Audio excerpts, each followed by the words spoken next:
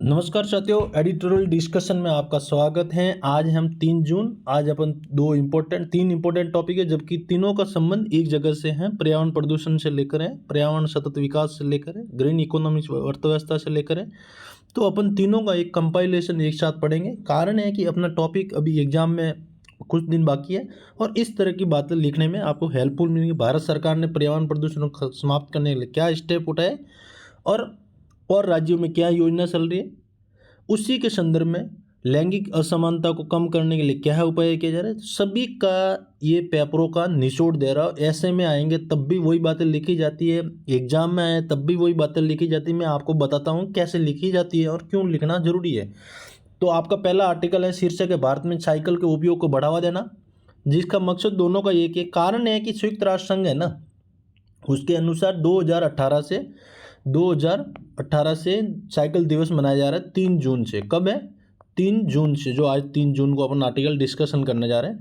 तो 2018 से संयुक्त राष्ट्र ने साइकिल दिवस मनाया। इस साइकिल दिवस का पर्यावरण प्रदूषण से अपना टॉपिक से कैसे रिलेटेड पढ़ते हैं अपन वो समझते हैं।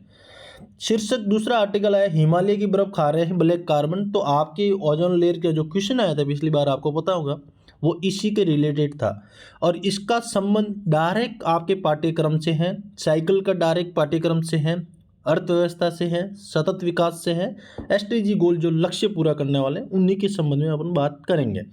तो आपका पहला जो तीनों का आर्टिकल का संबंध आपको पता ही होगा कि भारतीय अर्थव्यवस्था प्राचीन जो ब्लैक कार्बन का है, ग्रीन इकोनॉमी से है, सतत विकास सरकार की पहल से है और पर्यावरण प्रदूषण कम करने के लिए वो इस संबंध में है। विश्व भूगोल दूसरा आर्टिकल में, विश्व के भूगोल सेकंड पेपर, पर्यावरण प्रदूषण जलवायु परिवर्तन के संबंध में है ना, जो फर्स्ट पेपर में भी आता है और विश्व भूगोल में भी आता है, जो जलवायु क्लाइमेट चेंज। पर्यावरण नीति, कार्य नीति, सतत विकास, राष्ट्रीय अंतर्राष्ट्रीय पर्यावरण, क्या आपके पाठ्यक्रम रिलेटेड है? बिल्कुल है। तो इस तरह अपन पढ़ते हैं। ये टाइम आपका बहुत ही क्रूशियल टाइम को इम्पोर्टेंट टाइम बनाने में मैं खूब योगदान आपकी भूमिका निभा रहा हूँ। तो लास्ट तक जुड़े रहिए। अब आप क्वेश्चन कैसे लिख सकते हैं इस एग्जाम में, कोई भी क्वेश्चन का कैसे लिंकेज कर सकते हैं, किस भी योजना का कैसे संबंध आप लिख सकते हैं, वो आप लास्ट तक जुड़े रहिए, आपको बहुत ही आनंद आएगा। अब चलते हैं आगे कि मैं मुद्दा क्या पता, शहरी क्षेत्रों में साइकिल की जो अभी है वर्तमान में बेसिक बातें करते हैं कि साइकिल है ना, अपन साइकिल का महत्व तो कम समझते हैं, जबकि संयुक्त राष्ट्र संघ है ना 2018 से इसको बढ़ावा दे रहा है। आज 30 जून है, साइकिल दिवस है। बहुत सारे आर्टिकल लिखे गए क्योंकि अभी वर्तमान की परिस्थितियाँ क्लाइमेट से निपटने के लिए इनकी बहुत ही भूमिका है। क्या भारत सरकार ने ऐसी योजना चलाई? क्या राज्य सरकारें योजना चला रही? बिल्कुल चला रहे। वो आप राजस्थान मुख्यमंत्री निःशुल्क योजना अपने, उसका भी संबंध इस साइकिल दिवस से है। नहीं तो साइकिल योजना कौन निकालता? क्यों निकाला? कि संयुक्त राष्ट्र संघ पहल कर दी है। तो वहाँ पे जब ये बात डिस्कस करते हैं क्लाइमेट चेंज को, तो वो पूछते हैं भाई क्या आप योगदान, तो वो इन मुद्दों को रखते हैं। तो आपको भी पर्यावरण प्रदूषण, सतत विकास, आर्थिक अर्थव्यवस्था के संबंध बातें हुए तो इनका उल्लेख आपको लिंक के संबंध रिलेटेड को लिखना चाहिए। अब आगे चलते हैं। फिर संयुक्त राष्ट्र संघ और विश्व स्वास्थ्य संगठन दोनों चिंता जता रहे क्लाइमेट चेंज को कैसे निपटे और स्वास्थ्य को कैसे बढ़ावा दिया है। साइकिल चलाने से लगभग बताया जा रहा है सर्वे के अनुसार, मैं आपको एक रिपोर्ट की बात कर रहा हूँ कि ग्लासगो के अंदर एक यूनिवर्सिटी है ना, ग्लासगो की एक यूनिवर्सिटी, उसने ये बताया अगर कोई व्यक्ति या कोई शहर अगर साइकिल चलाता है तो 45% उसकी हार्ट जो बीट है, हृदय रोग, उनकी कमी की जा सकती है। कितनी कितनी कर सकते हैं? 45%। कारण 46% हार्ट बीट के रोग है ना, 46% हार्ट की बीट को कम किया जा सकता है, हृदय रोग को। दूसरा 45% है ना रोग, जो कैंसर रोग होते हैं, उनको कम करने में ओवरऑल अगर साइकिल यूज की जाए तो ये ग्लासगो की यूनिवर्सिटी के अनुसार 41% मृत्यु को कम किया जा सकता है दोनों से मिला के। तो आप समझो, ये अगर फैक्ट कहीं भी आए कि पर्यावरण प्रदूषण को कम करने के लिए क्या योगदान, आप कह सकते हैं कि संयुक्त राष्ट्र संघ के अनुसार साइकिल दिवस के अनुसार महत्व दिया जाए तो एक रिपोर्ट के अनुसार 41% की मृत्यु कम कर सकते हैं और कार्बन उत्सर्जन को भी 2.5% से कम लाने में अहम योगदान हो सकता है विश्व में। तो इस तरह मैं पढ़ता हूँ, इस तरह लिखता हूँ, इस तरह बातें करनी चाहिए आपस में बैठ के, ताकि आपका टॉपिक बिना पढ़े, किताबों में उलझे बिना आपका टॉपिक कवर हो जाए। अब चलते हैं कि भाई शहरों के क्षेत्रों में साइकिल की, दिल्ली की बात की जाए ना, तो दिल्ली की जो अभी साइकिल की बिक्री है 2.5 लाख यूनिट मिली है। दिल्ली और बेंगलुरु जैसे शहरों में साइकिल को उपयोग बढ़ावा देना चाहिए, वहाँ प्रदूषण ज़्यादा है।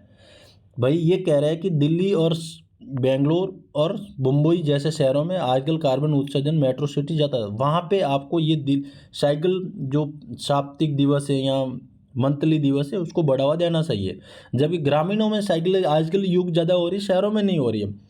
अब 15% साइकिल लेन अगर यूज़ करें, ये कह रहा है कि 15% जो आज भी भोपाल, पुणे, महाराष्ट्र में अधिकांश देखने को मिल रहा है। अभी जो रोड बन रही है, ऐसे कैसे अभी जो नए रोड जो जितने भी बनते हैं ना, आपने देखा होगा एक साइड में यूरोपियन देश की तरह अपने भी यहाँ पे पैदल चलने वालों, साइकिल चलाने वालों को एक पट्टी तैयार हो रही है।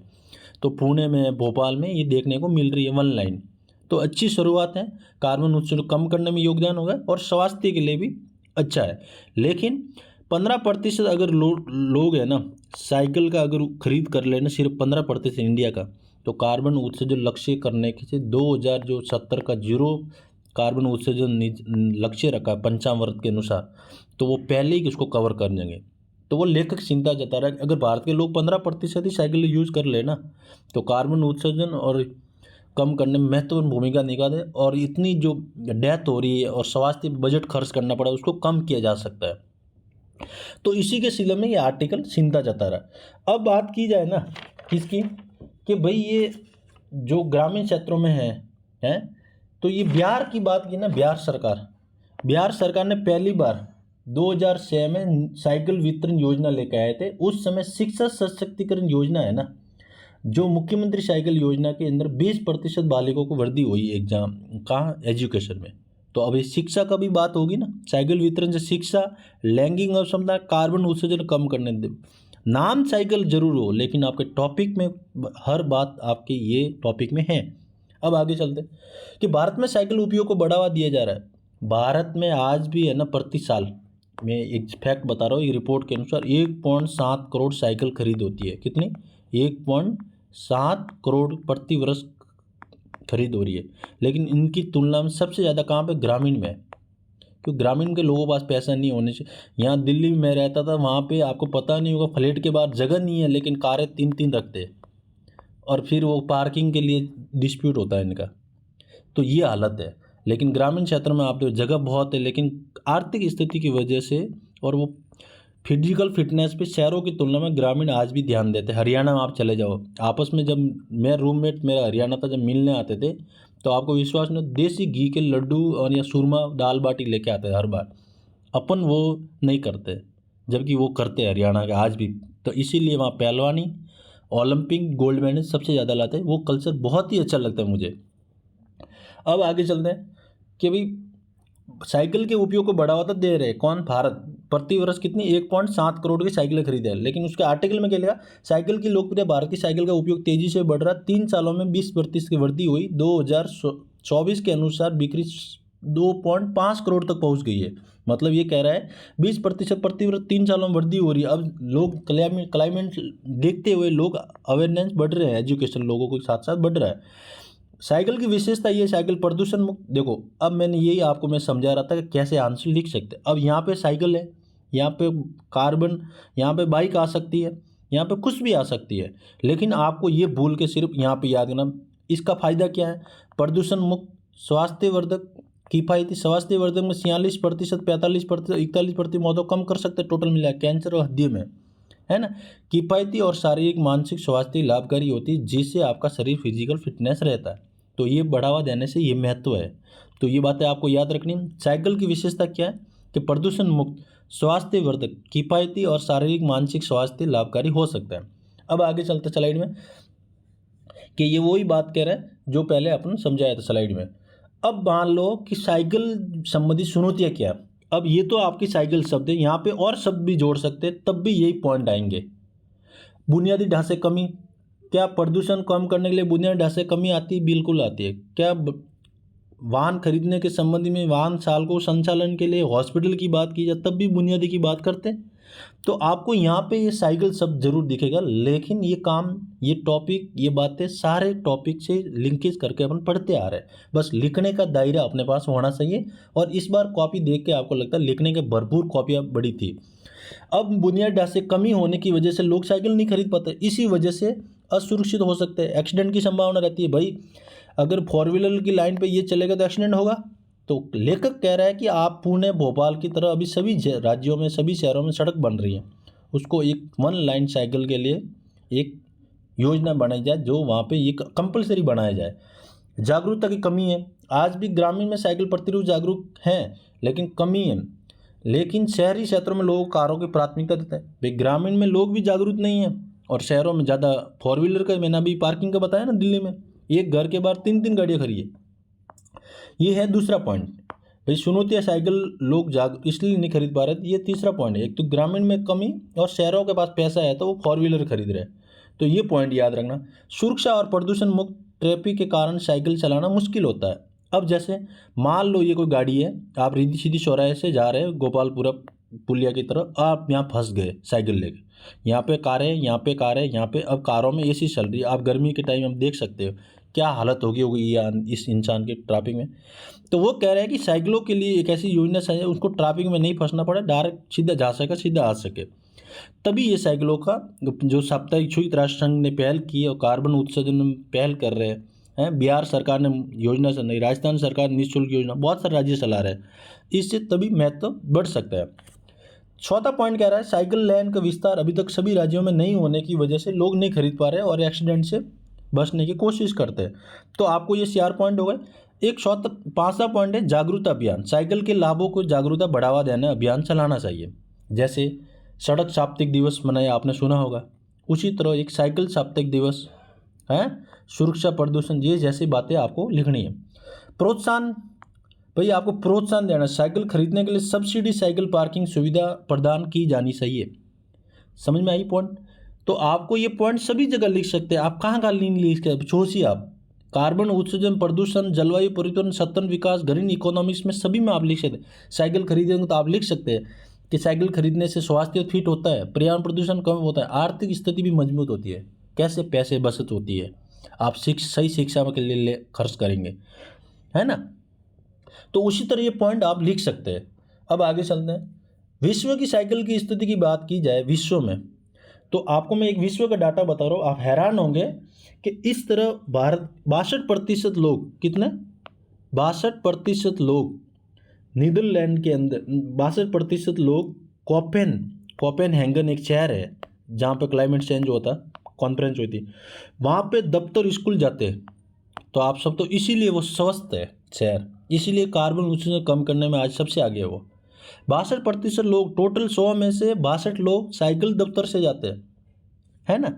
दूसरा, एक रिपोर्ट की बात की जाए, 2.3 करोड़ लोग साइकिल नीदरलैंड में निर्माण होता है। कितने? 2.3 करोड़ों साइकिल का आजकल वहाँ नीदरलैंड में बनती है। लेकिन वहाँ पॉपुलेशन कितनी है? 1.7 करोड़। बताओ आप, 1.7 करोड़ से 2 गुना में साइकिलों का वहाँ निर्माण हो रहा है। वहाँ साइकिलें जा रहे हैं, आ रहे हैं, उपयोग कर रहे हैं। कारण कि यही कारण, क्यों कि लोगों को स्वास्थ्य फिटनेस रहने में छोटे छोटे देश बहुत आगे काम कर रहे हैं। अपन वैसा नहीं कर, अपन कितना, इतने बड़े पॉपुलेशन 141 करोड़ चली जाएंगी थोड़ा दिन बाद, लेकिन अपन 1.7 करोड़ साइकिल ही खरीदे प्रति वर्ष। अभी 24 के अनुसार डाटा देखी जाए तो 2.5 करोड़ हुआ है। क्या ये कार्बन उत्सर्जन भूमिका है? लेकिन और ज़्यादा महत्व देना चाहिए, जो मैंने आपको बताई कि इन चुनौतियों को सामना नहीं करना पड़े, तभी भारत, जो राज्य, जो सरकारें हैं या स्थानीय लोग हैं, वो सारी भूमिका ये निभाएंगे। अब आगे चलते हैं। चाइना है ना, चीन, जबकि नीदरलैंड के बाद साइकिल का यूज करता है, इतनी पॉपुलेशन, लेकिन निर्माण में, एक्सपोर्ट में पहला है। साइकिल सबसे ज़्यादा चाइना बिक्री करता है पूरे विश्व में, है। लेकिन चाइना कार्बन उत्सर्जन में योगदान भी दे रहा है, दूसरे स्थान पर नीदरलैंड के बाद साइकिल का उपयोग कर रहा है। भारत की बात मैंने आपको बता दी, है ना। तो उसी तरह राजस्थान में, जैसे अब राज्य सरकारें भी योगदान देती है समय समय पे कि नहीं देते हैं। अब आगे चलते हैं कि विश्व में साइकिल दिवस की जो बात हुई है, आज 18 से 2000 विश्व साइकिल शुरुआत हुई थी, 20% बढ़ती हुई पर्यावरण संबंधी जागरूकता को दर्शाता है। भाई ये कह रहा है कि विश्व में 2018 से संयुक्त राष्ट्र संघ ने शुरू किया। ये कह रहा है कि साइकिल की मांग बढ़ी है, महामारी साइकिल के बाद बिक्री की 20%, जो लॉकडाउन की बात कर रहा है ये, उसके बाद 20% साइकिलों की वृद्धि हुई, क्योंकि हार्ट अटैक और कैंसर के रोग इसमें थोड़ी सी कोविड के 19 में सबसे ज़्यादा शिकार हुए। तो यूरोप की बात की जाए, यूरोप देशों में साइकिल का उपयोग सबसे अधिक हो रहा है। डेनमार्क में 80% और कोपेनहेगन 62% लोग साइकिल का उपयोग करते हैं। तो कितनी अच्छी बात है। इसीलिए ये हैप्पी इंडेक्स में भी देख लो सबसे आगे होते हैं, कार्बन उत्सर्जन में भी सबसे आगे होते हैं। क्यों होते हैं? क्योंकि वहाँ पे लोग फिट रहते हैं, कार्बन उत्सर्जन महत्व रखते हैं, हैप्पीनेस रहते हैं, स्वास्थ्य के साथ में जीते हैं वो। ने अपन हट्टा खाटा शरीर देख लो, मोबाइल लेके बैठा है। साइकिल चलाने के लिए बोलो तो बाइक लेके जाएगा, दूध लेने जाए तो बाइक लेके जाएगा। क्यों? तो लेखक चिंता जता रहा है कि भारत को भी इस क्षेत्र में पहल करनी चाहिए, जिससे कार्बन उत्सर्जन, ग्रीन इकोनॉमी, अर्थव्यवस्था को बढ़ावा दिया जा सकता है। साइकिल से लाभ वही लाभ, प्रदूषण, ट्रैफिक, स्वास्थ्य समस्या कमी आती है, शहरों में भीड़ भाड़, पार्किंग समस्या कम कर तक। भाई ये होता तो ट्रैफिक जैसी समस्या नहीं हो, स्वास्थ्य की समस्या नहीं बढ़ेगी, एक्सीडेंट नहीं होगा तो हॉस्पिटल नहीं जाएगा, हॉस्पिटल नहीं जाएगा तो राज्य सरकार को सब्सिडी नहीं देनी पड़ेगी, सब्सिडी नहीं देगी, राजकोषीय घाटा कम किया जा सकता। इस तरह लिंकेज करके आप पढ़िए। आगे चलते हैं। साइकिल का लाभ वही है, पर्यावरण का संरक्षण होगा, स्वास्थ्य का लाभ होगा और आर्थिक लाभ होगा। ये 3 पॉइंट इस तरह आपको लिखना, स्वास्थ्य का लाभ, पर्यावरण का लाभ और आर्थिक लाभ। स्वास्थ्य आपको भाई कार्बन उत्सर्जन जो अभी आर्टिकल पढ़ेंगे आगे, उसके अनुसार एक टिकाऊ विकल्प होगा। साइकिल चलाने के शारीरिक मानसिक स्वास्थ्य सुधार होगा, हृदय रोग, मधुमेह रोग, तनाव कम करने में मदद करेगा। और आर्थिक लाभ की बात की जाए तो इससे ईंधन और पार्किंग को लाभ की लागत की बचती है। तो आपको ये पॉइंट इस तरह लिखना है। विश्व में साइकिल दिवस आज 3 जून है। प्रति जागरूकता बढ़ाने के लिए, उपयोग के लिए, प्रोत्साहन करने के लिए मनाया जाता है, जिसके अंदर क्लाइमेट चेंज, पॉल्यूशन और हेल्थ जो प्रॉब्लम है उनको निपटने में भूमिका निभाता है। लेखक निष्कर्ष यही है, एक साल सरल, सस्ता, प्रभावी समाधान, प्रभावी समस्या, स्वास्थ्य बेहतर और साइकिल को। अब मैं आपको देख रहा हूँ, अब मैं आपको एक एग्जाम्पल के सामने देता हूँ। बिहार की सरकार ने भी साइकिल योजना चलाई 2006 में, ठीक है। अब मैं आपको एक समझा रहा हूँ सिर्फ कि आप आंसर कोई रिलेटेड करके कैसे लिख सकते हैं। दूसरा प्रश्न है, मुख्यमंत्री अपना राजस्थान में निःशुल्क साइकिल वितरण योजना है। अब आप समझो, आप बिहार में कोई एग्जाम देने गए तो क्या मुख्यमंत्री निःशुल्क जो वितरण योजना है बिहार की योजना, क्या उसमें कोई उद्देश्य बराबर है कि अलग है? दोनों का उद्देश्य बराबर है। कैसे? एक तो बालिका को शिक्षा को बढ़ावा देना, दोनों में सेम बात है। ड्रॉप आउट रोकना, ड्रॉप आउट मतलब जो बालिक शिक्षा से वंचित हो जाती है 9th के बाद, घरों में बैठ जाती है, काम करने पे बैठ जाती है, वो पढ़ाई नहीं कर पाती है, तो उनको ड्रॉप आउट रेशियो को रोकना। लैंगिक असमानता को कम करना, पर्यावरण प्रदूषण जैसे समस्या को निपटना करना। क्या ये अलग अलग बात है? तो मेरा मकसद ये, कोई भी योजना आती है ना, तो उसका आपका उद्देश्य होता है ना, मोस्टली आपने कहीं भी पढ़ा हो, समोसा खाते हुए समय अखबार में नज़र पड़ी हो, पानी पीते समय कोई बिस्लेरी बोतल पे कोई आपका ध्यान गया हो, तो वो बातें वहाँ पे लिखी जाती हैं। आप क्या उसके रिलेटेड नहीं कर पाते, रिलेट नहीं करते, कनेक्ट नहीं कर पाते, इसीलिए अपन ये समस्या खड़ी होती है यार, इस प्रश्न का आंसर क्या लिखूं।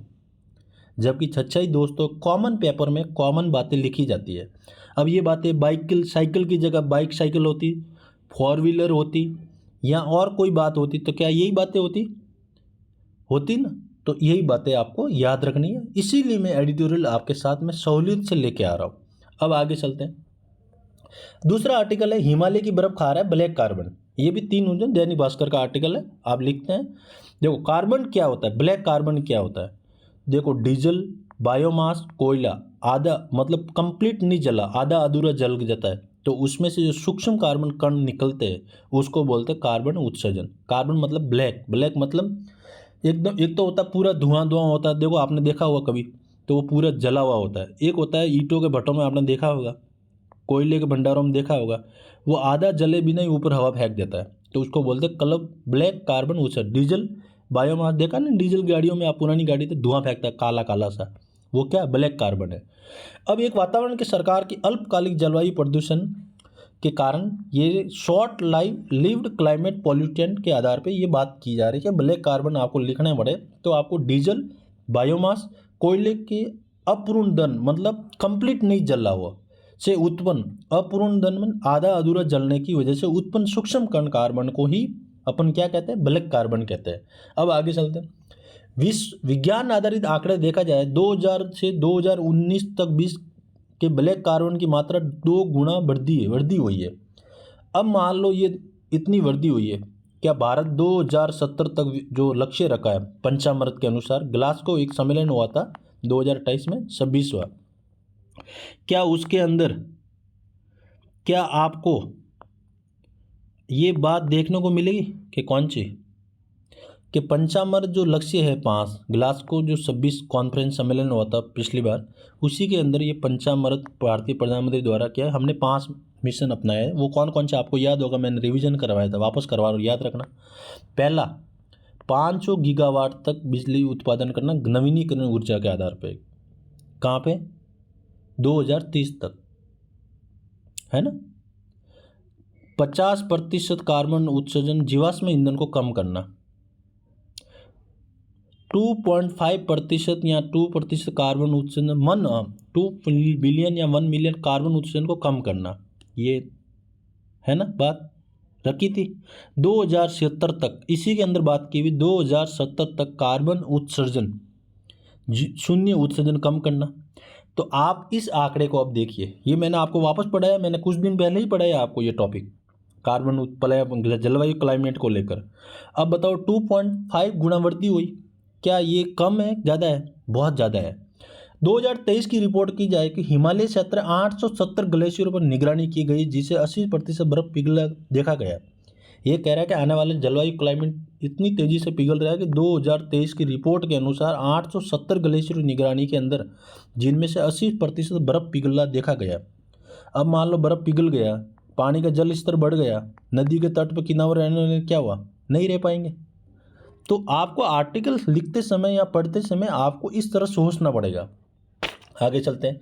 हिमालय के प्रभाव की बात की जाए, हिमालय के प्रभाव, अब मैं आपको हिमालय प्रभाव क्यों बता रहा हूँ, क्योंकि ये एसडीजी गोल है ना, एसडीजी गोल अपना 3 संबंध है, कौन कौन सा आपको याद रखना। पहला एसडीजी गोल है 13, कार्बन उत्सर्जन कम करने या हिमालय प्रभाव महत्व समझने। 13 में कहता है क्लाइमेट एक्शन की बात करता है, एसडीजी गोल 13 कहता है क्लाइमेट एक्शन की बात करता है। 15 कहता है लाइफ एंड लैंड, भूमि जो मरुस्थलीय वाली जो भूमि है उनको निर्मित करने के लिए बात करता है। 6 कहता है क्लीन वाटर एंड सैनिटेशन, स्वस्थ जल को स्वास्थ्य के देना। क्या इस आर्टिकल पे आरपीसी प्रश्न नहीं पूछ सकती? पूछ सकती है। सिंगल 2 नंबर का प्रश्न बनता है। तो आपको आर्टिकल मैंने ये एसडीजी क्यों पढ़ाया, क्योंकि तीनों का संबंध एनवायरनमेंट से, तीनों का संबंध क्लाइमेट से है, तीनों का संबंध स्वास्थ्य से है, तीनों का संबंध प्रदूषण को कम करने से है। इसीलिए मैं आपको ये बात ये समझा रहा हूँ। आर्टिकल 6 का संबंध है क्लीन वाटर एंड सैनिटेशन। दूसरा 15 का है लाइफ एंड लैंड, जीवन और भूमि। तीसरा है 13 एसडीएन 13 का है, एसडीजी सतत विकास गोल 13 का है, जो क्लाइमेट एक्शन की बात करता है। कार्बन उत्सर्जन भारत सरकार का कई प्रयास किए गए, जिसमें वो पंचामृत माने वाले 5 लक्ष्य बताया। आप फिर से देख के जाना एग्जाम से पहले, एग्जाम में इस बार पूछ सकता है।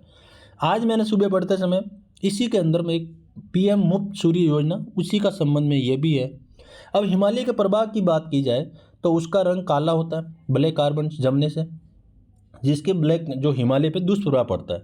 सूर्य की किरणें अधिक और अवशोषित होती है, जिससे बर्फ़ तेज़ी से पिघलती है। भाई सूर्य की किरणें वहाँ पे अवशोषित हो जाती है, गर्म हो जाता है, टेम्परेचर बहुत ज़्यादा बढ़ जाता है, जिसकी वजह से बर्फ़ पिघलती है, पहाड़ियों इलाकों से नीचे आ जाता है, जिसकी वजह से आज वो चादर फैली हुई शहरों तक, और जल स्तर बढ़ने से नुकसान भी होता है। उसी तरह उदाहरण पिछले 20 वर्षों की बात की जाए, 2002 से 2023 तक अगर हिमालय क्षेत्र की बात की जाए तो बर्फबारी में कमी दर्ज हुई है। पिछले कितने 20 वर्षों में, सिर्फ 20 वर्षों में ही हिमालय बर्फबारी में कम दर्ज हुआ। तो ये सबसे खतरनाक है। जैव विविधता को ले भी खतरा है, पर्यावरण प्रदूषण को खतरा है, स्वास्थ्य को भी खतरा है। तो इस तरह आप रिपोर्ट का एग्जाम्पल लिख के अपने आंसर को वैल्यू एडिशन लिख सकते हैं। अब आगे चलते हैं कि भाई मुख्य स्रोत कहता है कि भाई प्रभावित क्षेत्र कौन सा होता है, भविष्य में चुनौती क्या है। अब मैं आपको एक एक करके समझा रहा हूँ। कारण कि ये कह रहा है कि घरेलू बायोमास जो जलता है लकड़ी, गोबर, कोयला, वाहनों से निकलने वाला धुआं औद्योगिक क्षेत्र में और कृषि अवशिष्ट। अब मैं आपको इन तीनों का बता रहा हूँ क्या भारत सरकार ने योजना लाई है। घरेलू बायोमास को लेकर उज्ज्वला योजना क्या है, उज्ज्वला योजना को आप देख सकते हैं। वाहनों से निकलने वाला धुआं में फैम योजना आपको याद होगा, जो 15% दोपहिया वाहन, 30% तीन पहिया वाहन जैसी जो योजना है उसके अंतर्गत ये लाया। इसी का कृषि अपशिष्ट जलाने के लिए पंजाब और हरियाणा के अंदर प्रति वर्ष पराली को जलाया जाता है सर्दियों के टाइम में, जिसकी वजह से हवा के साथ दिल्ली में प्रदूषण बढ़ता है। तो उसके अंदर कृषि अपशिष्ट कम करने के लिए कृषि को, टेक्नोलॉजी को, यंत्रीकरण को, उपकरण लाया गया है ना। कृषि को बढ़ावा देने क्या ले, सब्सिडी दी गई, आप जलाओ मत, इसको काट के आप मशीनों के जरिए आप उसको काटो, जिसकी वजह से फिर भेड़ सरा बकरी है ना, बकरी, इस जो कृषि अपशिष्ट जो होता है ना, ये मान लो जैसे आपने कोई फसल है, अपना राइडा ले लो, इस राइडो को आपने काटा तो ये जो बाहर होता है ना, ये इतना ज़मीन से बाहर होता है, इसको खाने के लिए बकरियों को लेके जाते हैं उस एरिया में। जब भी देखो पश्चिमी राजस्थान के जो सरावा पशु है वो मोस्टली उधर जाते हैं सर्दियों में, क्योंकि वहाँ पे प्रदूषण को कम करने में, नहीं जलाएंगे तो प्रदूषण नहीं होगा। लेकिन ये बकरियाँ खाने से क्या होता है, ज़मीन साफ होती है और ज़मीन की जो मृदा की उर्वरकता है वो बनी रहती है। तो आपको ये बात याद रखना है। तो मैंने घरेलू बायोमास से उज्ज्वला योजना समझा दी आपको, जिनका मकसद है कि महिलाओं के जो कार्बन उत्सर्जन जैसी समस्या देखनी पड़ती है, महिला चूल्हे पे बैठती है तो महिला की आंखें खराब होती है, स्वास्थ्य के अनुकूल नहीं होता, उसी के रोकथाम के लेके आया, जिससे कार्बन उत्सर्जन को कम कर सकते हैं, काफ़ी इफेक्ट पड़ा। तो वाहनों के लिए फैम योजना लेके आए, आपको याद होगा। और औद्योगिक क्षेत्र में पेट योजना लेके आए, प्रेफरेंस एसिड ट्रेड, मतलब कार्बन उत्सर्जन कोई भी कंपनी, मान लो ये कोई कंपनी है रिद्धि सिद्धि चौराहे के आसपास लगी हुई, इसने अगर मान लो गैर जो सौर ऊर्जा के आधार पे कोई प्लांट लगाया जिसका काम भी हो रहा है और उत्सर्जन लाने में कम योगदान दिया है, स्वास्थ्य शहर में इफेक्ट नहीं पड़ा, तो इसको एक अवार्ड देंगे, जो पेट योजना लेके आए है ना। तो आपको ये याद रखना। कृषि अवशिष्ट मैंने आपको बताया, सब्सिडी दे के कृषि के हार्वेस्टिंग यंत्र उपकरण करवाना, उपलब्ध करवाना। अब ये प्रभावित क्षेत्र बात देख लो कि भारत में अभी तक जम्मू कश्मीर देख लो, हिमालय के क्षेत्र से प्रभावित है। जम्मू कश्मीर, उत्तराखंड, नेपाल, भूटान, तिब्बत, ये अगर मान लो हिमालय अगर ग्लेशियर पिघल रहे वहाँ पे 870-80% पिघल रहे बता रहे 23 के बाद 20 साल में, तो मान लो आप ये सोच रहे हो कि इन हालात क्या होगी, यहाँ पे रहने वाले लोगों को जैव विविधता देख लो, मानवीय आवासीय देख लो, क्या हालत ख़राब होगी। एक डिजास्टर आ रहा नहीं आ रहा, तो इसी की चिंता जता रहा लेखक, क्योंकि ये सारे हिमालय पहाड़ियों में रहने वाले लोग हैं, हिमालय क्षेत्र में रहने वाले, हिमालय श्रेणी में जो आ रही है वहाँ पे रहने वाले लोग हैं, है ना। अब भविष्य की चुनौती की बात याद है, तो बर्फ़ के पिघलने से नदियों का प्रवाह असंतुलित होता है। ये कह रहा है कि मान लो भविष्य में चुनौती देखी जाए, चैलेंज क्या है अपने पास, टास्क क्या है, क्यों पूरा नहीं कर पाते। बर्फ़ पिघलने से नदियों का प्रवाह असंतुलित हो सकता है, बिल्कुल मैंने अभी वो बताया कि बर्फ़ पिघलने से नदी में पानी आएगा, जल स्तर बढ़ेगा, तो क्या होगा, जिनकी दिशा दशा दोनों खराब होगी। दूसरा पॉइंट, भविष्य की चुनौती के लेकर जलवायु परिवर्तन की बाढ़ जैसे आपदा संभावना बढ़ती जाएगी। भाई जल स्तर बढ़ जाएगा तो बाढ़ हालत होगी। मैंने शुरू से बताया था आपको कि भाई कोई पिघल के नीचे आ रहा है तो ये तो स्टॉक हो रहा है ना, स्टॉक हो रहा है, बढ़ता जाएगा बढ़ता जाएगा, एक दिन बाढ़ का रूप लेगा, बाढ़ का रूप लेगा तो गाँवों में शहरों में बाढ़ आएगी। अब मान लो खाद्य और जल सुरक्षा, जब भी इतना पिघलता है खेतों में पानी आ जाएगा, फसल भी नहीं होगी, तो फूड प्रोसेसिंग जैसे योजना का आप कैसे उपाय करोगे, है ना। तो उसी संदर्भ में ये बातें बता रहा हूँ कि खाद्य जो जल संकट है वो भी एक भयावह स्थिति बनती जा रही है, तो आपको ये पॉइंट याद रखने हैं। अब आगे चलते हैं। समाधान सुझाव की बात की, स्वच्छ ऊर्जा बढ़ावा देने के लिए एलपीजी, सोलर कुकर जैसी योजना अपनाने कार्य सरकार भी कर रही है, स्थानीय लोगों को भी बोले। ई वाहन जो फैम योजना है, सार्वजनिक परिवहन में सुधार कर सकते हैं। ग्रामीण क्षेत्रों में क्लीन कुकिंग जो तकनीकी है वो अपनाना चाहिए। पर्वतीय क्षेत्रों में स्थायी पर्यटन को बढ़ावा देना चाहिए। तो आपको समाधान की बात की जाए, ये पॉइंट लिखना है, क्या स्वच्छ ऊर्जा को स्रोतों को बढ़ावा दे, है ना, नवीनीकरण ऊर्जा क्षेत्रों को है, और ई वाहनों का प्रयास प्रभाव है, और परिवहन सुधार करना चाहिए, जैसे सौर ऊर्जा है, पवन ऊर्जा है, बायोमास ऊर्जा जैसे है। ग्रामीण क्षेत्रों में क्लीन कुकिंग तकनीकों को अपनाना चाहिए। पर्वतीय क्षेत्रों में स्थायी पर्यटन को बढ़ावा देना चाहिए। अब आगे चलते हैं। भारत सरकार के द्वारा कदम की बात की जाए, क्या भारत सरकार ने ब्लैक कार्बन उत्सर्जन कम करने, पर्यावरण प्रदूषण कम करने, सतत विकास को बढ़ावा देने कोई उपाय अपनाए? जी बिल्कुल है। कौन कौन से? एक तो नैप, NAPCC, मतलब राष्ट्र नेशनल एक्शन पॉल्यूशन जो प्रोग्राम है क्लाइमेट एक्शन को लेकर, वो 8 मिशन है उसके अंदर। एक तो हिमालय को लेकर, कृषि के क्षेत्र में, पर्यावरण को लेकर बहुत सारे उसमें मिशन है अलग अलग टाइप में, ऊर्जा दक्षता और पर्यावरण संरक्षण को बढ़ावा देना। दूसरा आपने NDSC, जो पिछली बार ये क्वेश्चन आया था आपको पता होगा, जिसके अंदर लक्ष्य पूछा गया था NDC वाला, जो ये लक्ष्य थे उसमें। अब पेरिस समझौता के अंदर NDC जो अपनाया था, उत्सर्जन तीव्रता 45% कमी करना, आई बात। 2030 तक 50% नॉन बायोफ्यूल जो ऊर्जा है वो ही, और यही बातें दोनों कहाँ पे है, पंचामृति ग्लासगो जो सम्मेलन हुआ था लास्ट टाइम, उसी के अंदर ये अपनाया गया 5 मिशन। और 2030 तक भारत ने 500 गीगावाट की नवीनीकरण ऊर्जा क्षेत्रों में बढ़ावा अपनानी, ऊर्जा गीगावाट अपनाएंगे, और राजस्थान 125 गीगावाट 2023 तक। तो आपको ये बात का याद रखने। अब मैंने फैम योजना की बात की थी, इलेक्ट्रिक वाहनों को बढ़ावा देना, बैटरी चार्जर, है ना, आई ना बात। फैम योजना इलेक्ट्रिक वाहनों और बैटरी चार्जिंग स्टेशन को बढ़ावा देने की बातें हुई। तो आपको 3 राष्ट्रीय जलवायु परिवर्तन कार्य योजना अपनाया गया, कार्बन उत्सर्जन कम करने के लिए, जलवायु परिवर्तन प्रदूषण कम करने के लिए, और पेरिस समझौता आपको याद होगा, फैम योजना भी आपको याद होगा। अब आगे चलते हैं।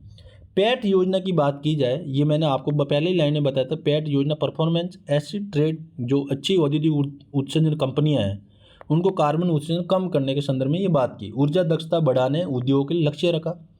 कार्बन उत्सर्जन, वन उत्सर्जन की मैंने बोला था, कार्बन सिंक, है ना, मान लो ये पेड़ है, अब यहाँ पे इतने सारे पेड़ लगे हुए हैं, अगर कार्बन हो भी रहा है ना, तो ये अवशोषित करके मानव प्राणियों को स्वस्थ ऊर्जा देता है, ये अपने एब्जॉर्ब करता है, इसको बोलते हैं कार्बन सिंक।